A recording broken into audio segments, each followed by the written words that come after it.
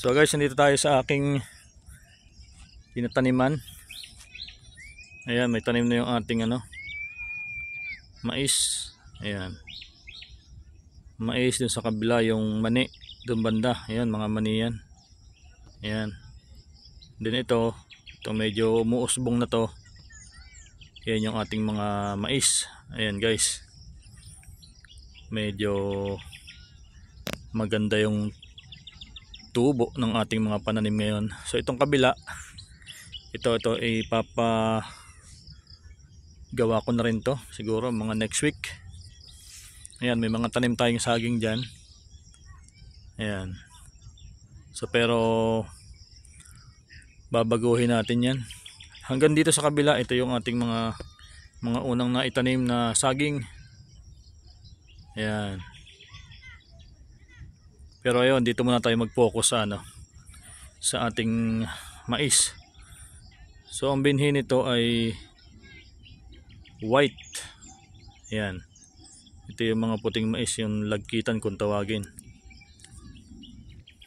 Hindi ganun kalaki tong ating taniman pero okay na rin. Ayan. Ang ating mga mani, ayan yung ating mga tinanim na mani. Malapit na rin umusbong yan. So yung ating mais na yan, lang yan. 1 week old pa lang yan.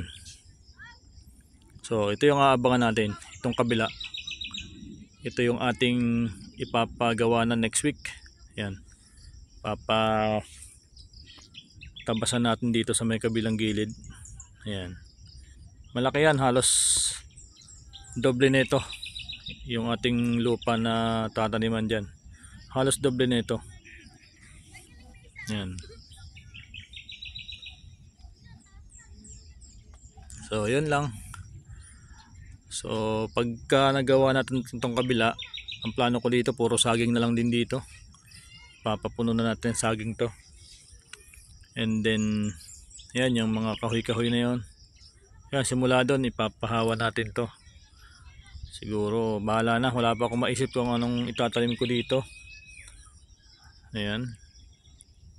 So yan lang. Dito sa kabilang gilid, so plano ko maglagay dito ng yung mga organic chicken. Hindi ko alam kung dito na lang din sa may gilid. Ang problema ko dito yung sawa. Kaya nagdadalawang isip pa rin tayo dito maglagay ng organic chicken. For the meantime, dito muna tayo mag-focus sa mais. Ayan. Ito yung ating mga mais. Mani, tapos mais. Din yung dulo, yung mani. Ay hindi, mani yung dulo, ito yung gitna yung mais, ito munggo. Munggo yung nandito. Ito mga munggo to. Yung pinalagay ko diyan. Alright. So next week, balik ulit tayo dito kung anong mga magiging pagbabago dito. Let's go.